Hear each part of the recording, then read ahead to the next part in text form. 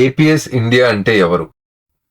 The Academic Evaluation Center is a service provider of Science Section of Embassy of the Federal Republic of Germany, New Delhi, in cooperation with German Academic Exchange Service (DARD).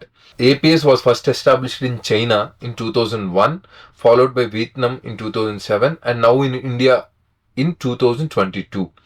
APS India is the gateway to German universities for applicants with Indian academic qualifications. అంటే మనం ఇప్పుడు APS ఎందుకు అని అంటే it's an entry for the legal verified documents వీళ్ళ దగ్గర ఉన్నాయి అని చెప్పి మనకి పంపించడానికి ఒక అథెంటిసిటీ ఉన్న బాడీని ఎస్టాబ్లిష్ చేశారు. దాని పేరు ఏపీఎస్ ఇండియా.